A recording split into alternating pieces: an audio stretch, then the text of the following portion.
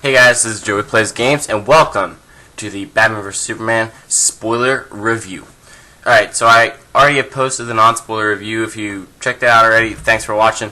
But now, let's get into the nitty and gritty of what I liked about this film and what I didn't. Now,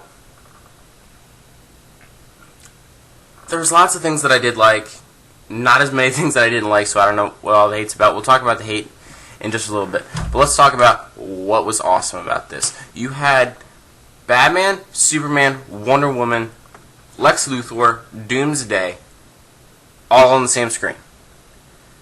You had hints at Apocalypse. You had cheeky little references to Flash, Aquaman, Cyborg.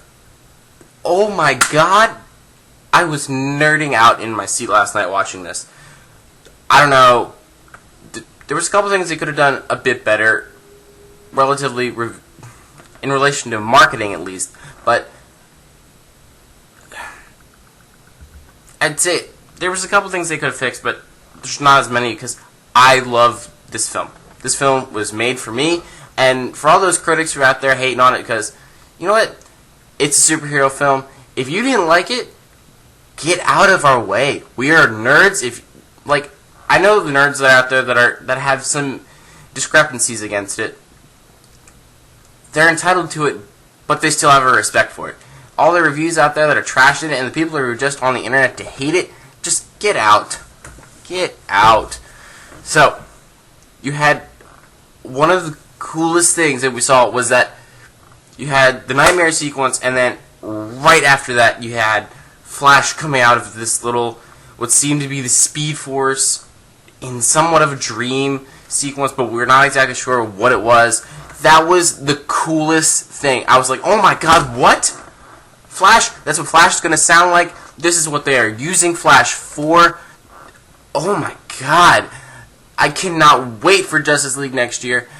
There are so many questions that I have, because clearly they're going to do Apocalypse and Darkseid, but how they're going to bring it around, oh my god.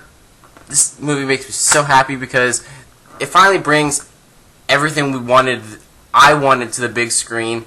The whole reason I love the Dark Knight trilogy was that Batman, it was grounded in reality, and Batman was brutal to an extent, but not all the way. He still had his rules. This one totally breaks all the rules for Batman. He's killing people. He's blowing stuff up. I can't even explain how excited I am about this, because this film was, in my mind, one of the best superhero films I have seen. Deadpool, BVS. 2016 is starting off with a bang. Can't wait to see what Civil War has to bring. Doctor Strange, Suicide Squad. Oh my god, I'm so excited. The film, one of my big things against the film is that if Batman is so smart as a detective, how can he be this, not naive, but so blindsided by what Superman had to do in Metropolis to try to save Earth from Zod, who was trying to turn it into Krypton? But it's all solved in the end. I think that how it was solved was there's lots of ways they could have done it better. Not just use his mother's name as a trigger, as, oh my god, I'm doing something wrong. But whatever. It's done. It's done. But Lex Luthor was portrayed brilliantly as this mastermind behind the things, pulling all the puppet strings. He was bringing Batman and Superman against each other. He had files on Wonder Woman, Aquaman, Cyborg, and Flash. And oh my god, Aquaman looked so badass. They could have done it a slightly better where he was just kind of lurking and then the trident comes out. But oh my god, he looked so badass. Just coming out of that thing, strikes the thing, and zooms off. Oh my god. And then Flash, when that dude's mugging the 7-Eleven clerk or whatever, and he's got the milk, knocks him out, takes him out, and probably ties him up for the cops to come get. Oh my god. Oh my god. And then Cyborg, clearly one of the more newer characters that some people they're going to know about from Teen Titans and comics in general, but they don't know his origin story. They kind of did a relatively good job at setting it up. One of my, like, that whole dream where you have the nightmare sequence and then the Flash thing, one of the best parts of the movie, and then the end. The end was something that I'm going to save for the end of the video, but I need to talk about all the stuff that was in the middle and beginning, exposition, stuff like that. Beginning, they did a good job because they didn't treat us like babies and redo the whole Batman origin story where his parents die, he falls down the hole. It was more of a montage, which was good because we didn't waste so much time on it. And clearly Batman, like, there were so many elements that they were pulling from comics in there. You had the Dark Knight Returns, you had Justice League War a bit, Death and Return of Superman for the end. It was just, oh my god, they were doing so many things right that I don't know if I'm just being blindsided by what they did right. I loved the film. I'm going to put it out there. I loved the film. One of my favorite things that I've seen as a DC Comics nerd, where it's like, this is what I have not dreamed for, but ever since I was a little kid, and I was like, these superheroes were so fascinating, and I wanted to explore the worlds, and all this nerd culture was just like, oh my god, this is one of the things that when I finally realized that Marvel was doing it, I was like, oh my god, I can't wait till DC does it. And, like, I read the Justice League Mortal script. That would have been a phenomenal film if they put it out just like they had it. But, you know, things get withheld for a reason. It's all part of a plan, and I feel like Zack Snyder is heading this in the right direction. There's a bit of things that he could have done better with it, but it's relatively heading in the right direction. You've got Lex Luthor, who becomes totally unhinged by the end of the film, where he's playing this behind-the-scenes mastermind for the majority of it, and then end of the film, he just creates Doomsday, and then kind of alright, when he takes Lois, it just snaps, because he pushes her off, and then Superman comes, grabs her, puts her down, and then flies up. He becomes unhinged when he throws those things out of Martha, trapped in the chair with the mouth gag and witch on her forehead, threatening to burn her alive, and then Superman with his eyes like, oh boy, you about to get flamed like a pancake. Actually, pancakes don't get flamed, but that's beside the point. He was just such a brilliant mastermind and unhinged character by the end of the film, where it was like, it seems what they're doing is he's going to be kind of what the Four Horsemen of the Apocalypse and X-Men Apocalypse are for Darkseid, where he's kind of this dude setting it all up for when Darkseid gets here. Darkseid Apocalypse, whatever. I'm not that versed in the terminology, but I relatively know the character in the story. It's just, he's one of those villains that is just like Thanos, where it's like so scary that since this universe is grounded in reality, it's going to bring a whole new tone to the superhero genre, and it's going to bring a whole different tone to the film when you finally have this dude who can blow a planet up with another planet. He's got lasers shooting out of his eyes. He's stronger than Doomsday. It seems like he could possibly be stronger than Superman. And we didn't even get a single glimpse of what he looks like in the film. That's one of the best parts. Like, I mean, it would have been fantastic if they threw in an end credit scene at the end where it was just kind of like Avengers, where just standing there, you get a little glimpse of him. That would have been one of the things that made me lose my mind. In addition to multiple other things in the film that were making me lose my mind. I gotta admit, the first time when Batman's scrolling through the files and you got little icons there, I didn't pick up on that. I did the second time, though, when Diana was scrolling through. So I felt a bit stupid that I didn't pick up on that originally. originally. But my God, this is like Batman, Superman. Batman seemed a bit kind of blindsided. I wish they would have at least hinted at something. They were hinting at plenty with, like, he's dealt with clowns and, like, his city's been not destroyed, but, like, has warped him into this beaten down character, depending on what has happened in his career of crime fighting. But I wish, because we had seen that shot of the Robin suit and with the jokes on you or whatever. Who's serious is from The Dark Knight. I wish they had shown a bit of like how that was in relation to the world. Like, is it Tim Drake? Is it one of the other Robins that suddenly turns into a Joker, like the Tim Drake, or the theory going around the internet that the Joker is dead, but the one that's in Suicide Squad is the Robin from that suit. It's just, there's so much to talk about in relation to this. The Flash time aspect of it is something that was one of the things that made me just lose my mind. Like, oh my God, he's there. We're hearing his voice. We're seeing how they want to portray the character and his powers, where he can go through time. He's going back to tell Batman that Lois is the key.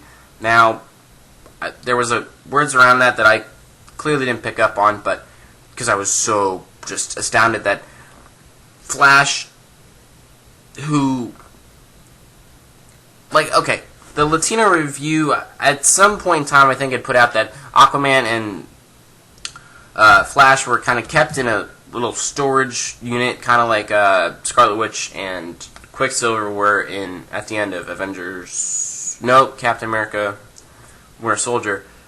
And I was like, that is kind of what I had been expecting for cameos from them. Like, I didn't know what to expect. Like, I expected Victor Stone to be somewhat, like, you see the accident happen, or you'd see Flash's accident, and then you get a glimpse of Aquaman as he possibly saves somebody. But it's like, how they put in those characters that they cast the roles for was one of the... it drives home the point that they know what they're doing. Like, it was so cool to see, like, Aquaman portrayed as this badass when everybody makes jokes about the fish. Like, how he used to be portrayed was kind of this lame character, but now he's portrayed as this king of the ocean with the badass staff. He's ripped. It's just, oh my God. They have cast him perfectly. I'm semi-sold on Ezra Miller as the Flash. I really like Grant Gustin as the Flash, but from what they're doing, it seems like Ezra's gonna bring the tone for this universe or for this Earth, and Grant Gustin's bringing the tone for their Earth. So I hope there's a crossover film like Flashpoint Paradox at some point, because that would just blow my mind.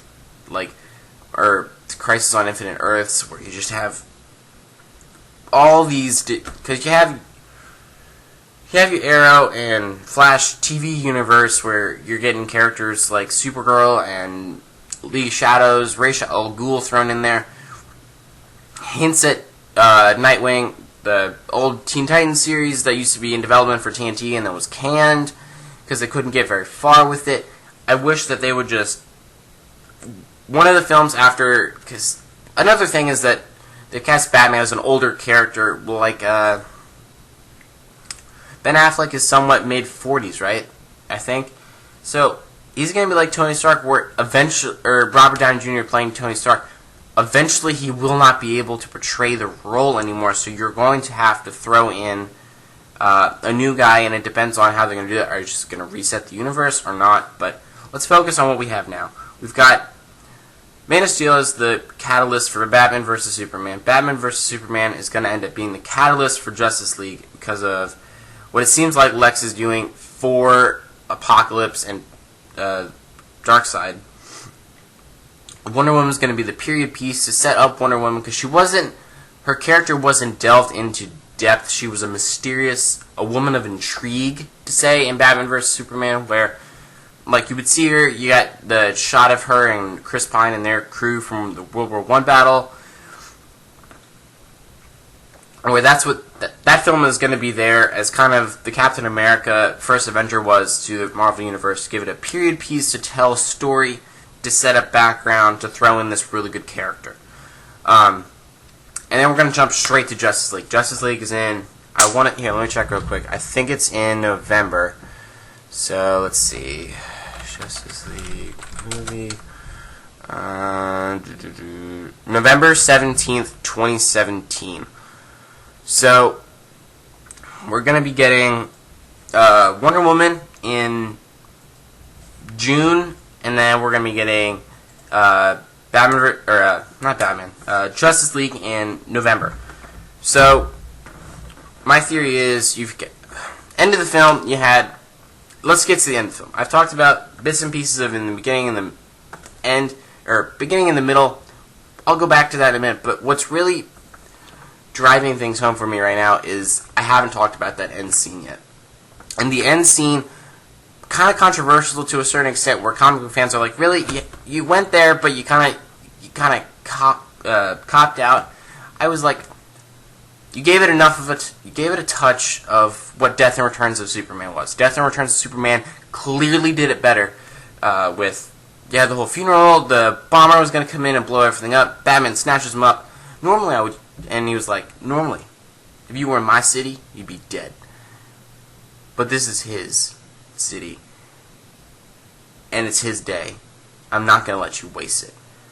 And, like, that clearly did it better, because, I mean, they could have done it to a certain extent if they were actually having the public funeral, but it's just, you had the casket with the S on it from the Richard Donner films, where it was like, oh my god, that's a throwback right there, with the silver and it's glinting. And Clark was going to propose to Lois. Oh my god. Lois picking up the handful of dirt to kind of just symbolize that she's accepted that he's dead. And then she throws the dirt down. And I could swear to all that is good in the world that you start hearing a heartbeat. Just start beating. And I was like, you have to give me some sign that he's alive, because if he's, like, clearly they're trying to use him a bit like Marvel did with Phil Coulson, or to bring the team together, but Superman is not like Phil, where he's an expendable character. He has to be brought back in the fold, because that's the only way they're going to be able to beat Darkseid. The Six can't do it without Superman. They can defeat their own villains alone, but this is a villain that they have to form together as a group to take down together. Why do you think the movie is split into two parts? Because this threat is huge. Just like Infinity War is split into two parts, because you can tell you gotta split it into about 5 hours. It's a good little mini-series they could put together if you were on TV, but this is a movie. This is a blockbuster where you are bringing together superheroes from every corner of the comic book community.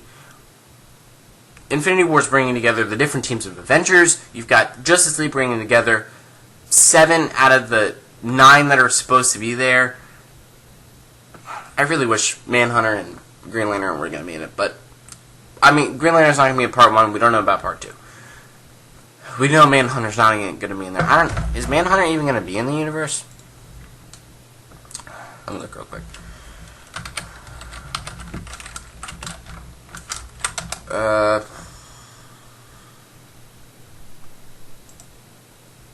I don't think so.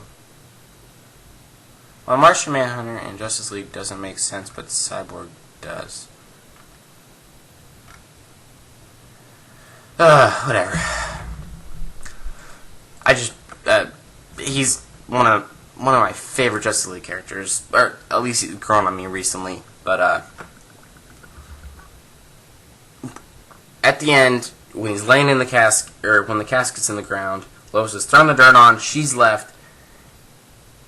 Bruce and Diana are finishing their little conversation. You hear the heartbeat. At least I swear to God there's a heartbeat. And then you see the dirt rise. And that was enough for me, otherwise I would have been going home crying, because Superman, if you were gonna kill Superman off and go there, great. It proves a point that characters like that can die in this universe, that they are mortal to a certain extent. But I really wish that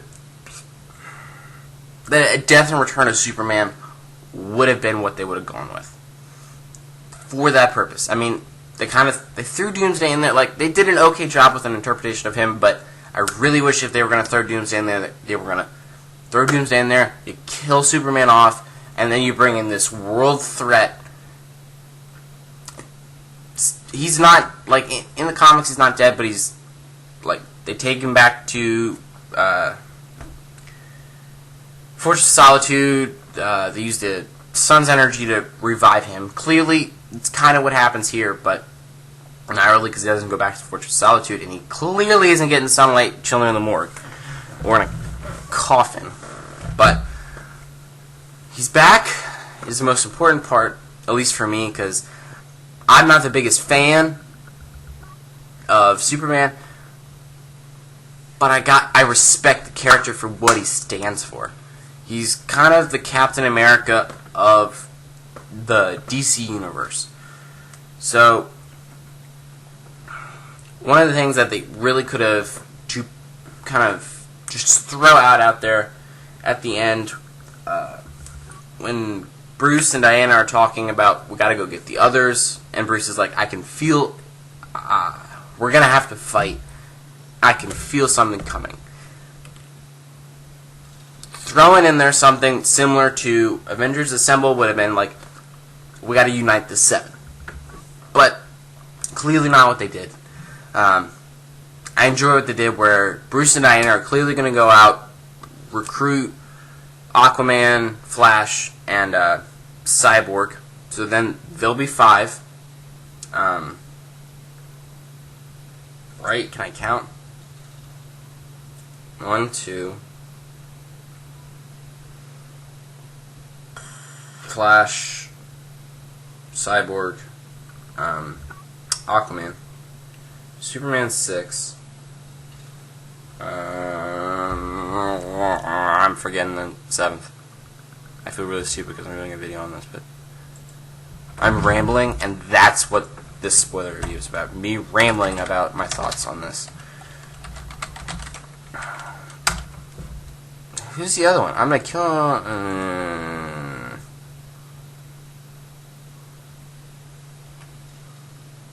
no, where's this?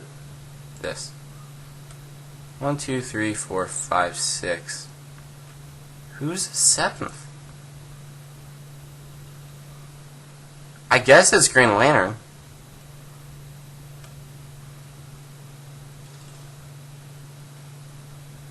This is weird. I guess it's Green Lantern. But he's not going to be in there, right?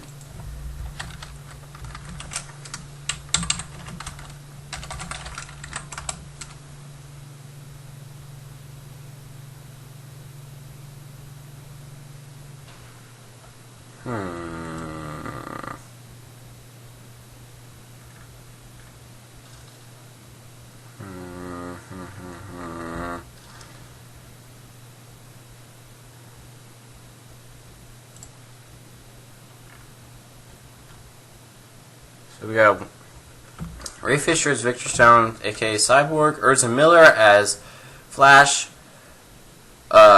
Jason Momoa as Aquaman, Ben Affleck as Bruce Wayne, Henry Cavill as Clark Kent, Gal Gadot as Diana Prince. That's only 6. I guess the 7th, theoretically, is, I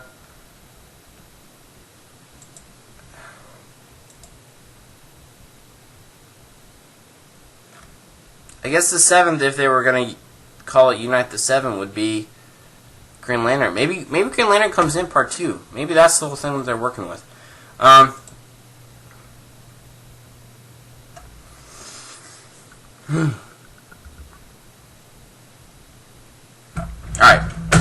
So I've talked about my thoughts through the movie, and in the beginning, and in the middle.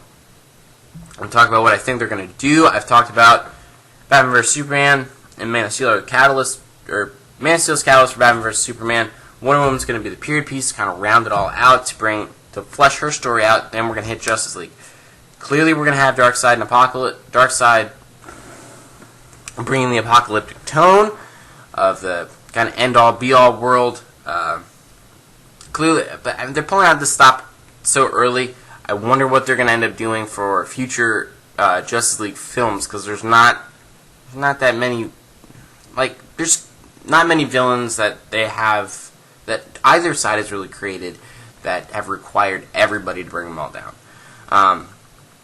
Marvel's got Skrull, Thanos, Ultron, recently the Chitauri. But that's 4, and on my hand I can count Semi-Doomsday and a Darkseid. At least that are apocalyptic-like villains. I mean, I guess you could...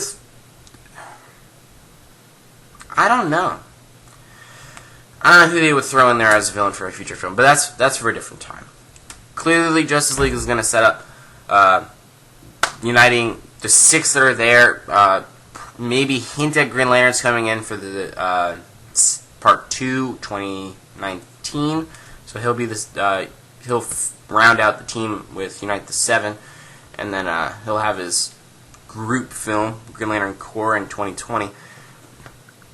But we have Justice League. They're going to set up the villain. They're going to set up how Superman comes back. Set up, I guess, what you could call the core team. With probably the core team in addition will be whatever Green Lantern that they throw in as the main Earth Green Lantern. And then I believe 2018 is Flash and then Cyborg.